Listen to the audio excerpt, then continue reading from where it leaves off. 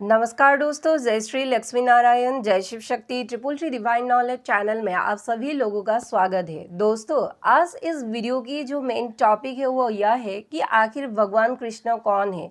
क्या हम सभी मनुष्य आज तक भगवान कृष्ण को अच्छी तरह से जान पाए हैं?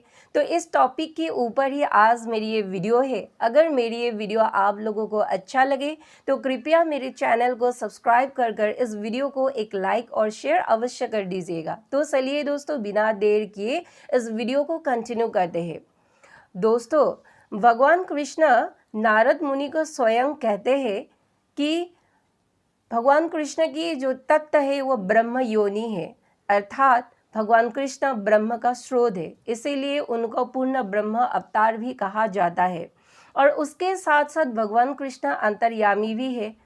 अंतर्यामी भगवान कृष्ण को इसलिए कहा जाता है क्योंकि भगवान कृष्ण जो है इस संसार में उपस्थित सभी प्राणी एवं जीव की आत्मा के भीतर या मन के भीतर क्या विचार या किस तरह के मनोभाव चल रहा है, वो उस विचार या मनोभाव को अच्छे से जानते हैं। इसीलिए भगवान कृष्ण को अंतर्यामी देवता भी कहा जाता है या अंतर्यामी भगवान भी कहा जाता है।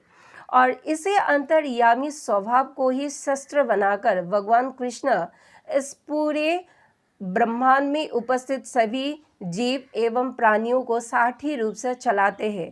अर्थात इस ब्रह्मांड में उपस्थित सभी चराचर जो प्राणी हैं वो सभी सरासर प्राणी भगवान कृष्ण के अंदर ही विद्यमान रहते हैं।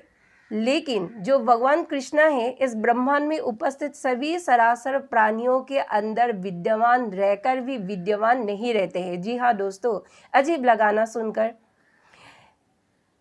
इसे थोड़ा सा सहज रूप से समझिए दोस्तों कि इस ब्रह्मांड में जितने भी जीव एवं मनुष्य अर्थात प्राणी हम सभी जो रहते हैं, हम सभी मनुष्य जो भी पाप या पुण्य करते हैं उसका फल इस पृथ्वी पर ही भोगते हैं। लेकिन भगवान कृष्ण हम सभी मनुष्य जो पाप और पुण्य करते हैं उनके फल या उनकी जो कर्म फल है हम सभी मनुष्य की, भगवान कृष्ण उन सभी को नहीं भोगते हैं, वो इससे स्वतंत्र है। इसीलिए दोस्तों, भगवान कृष्ण जो है इस ब्रह्मांड में जितने भी कार्य एवं कारण हैं, इन सभी कार्यों और कारण की स्रोत भगवान कृष्ण ही है। उनसे ही इन सभी कार्यों और कारण का निर्माण हुआ है। जी हाँ दोस्तों, और इसीलिए दोस्तों भगवान कृष्ण गीता में खुद को ये कहते हैं कि इस सृष्टि में मैं ही चारों ओर फैला हुआ हूँ। इस सृष्टि में जो ये सभी जो जीव जंतु एवं प्रकृति या जो भी चीज़ है ये मेरा ही विस्तार है, इसलिए मुझे कौन ढक सकता है।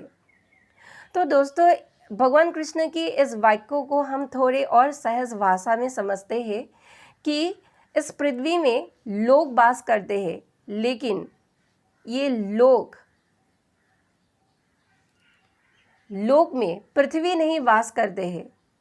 और इसे हम और एक सहज भाषा से समझते हैं, या यूँ कहिए कि एक सिंपल एग्जाम्पल से हम समझते हैं कि जो पृथ्वी पर वायु है और जो आकाश है दोनों ही संयुक्त रूप में रहते हैं। जी हाँ दोस्तों, लेकिन वायु और आकाश संयुक्त रूप में रहते हुए भी वायु जो है सर्वत्र गतिमान करते रहते हैं, लेकिन ये जो वायु है ये आकाश में भी ठहरते हैं।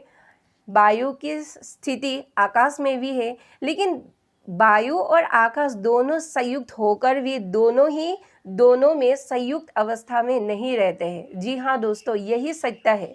और इसीलिए दोस्तों ये जो जगत है, ये जगत प्रपंच है, ये जगत माया के कारण उत्पत्ति हुआ है। और माया कौन है? माया प्रकृति है। इसलिए भगवान कृष्ण योग माया की सहायता लेकर पृथ्वी में लीला को माध्यम बनाकर इस पूरा जगत का निर्माण करते हैं, अर्थात सृष्टि करते हैं।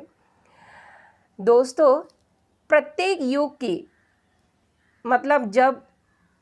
प्रत्येक युग जब पृथ्वी पर आते हैं तो अपने संग वो माया को लेकर आते हैं, और उसमें से ही ये गुण रूपी संसार का उत्पत्ति होता है।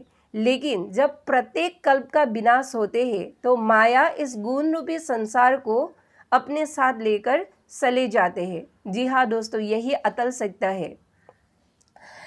तो दोस्तों, सभी गुण रूपी जो मनुष्य है वो भगवान कृष्ण का ही अंश है, और ये जो गुण रूपी संसार है, गुण रूपी संसार में भगवान कृष्ण ही मतलब वास करते हैं, ऐसा गीता में अर्जुन ने कहा है। जी हाँ दोस्तों, और इसीलिए दोस्तों भगवान कृष्ण की जो गुण एवं उनकी जो गरिमा है, इसको मतलब सिद्ध ऋषि मुनि एवं मनुष्य भी उनकी गुण को वर्णन नहीं कर पाते हैं। जी हाँ दोस्तों, क्योंकि उनकी जो गुण है वो बहुत ही विशाल है, वो बहुत ही दिव्य है।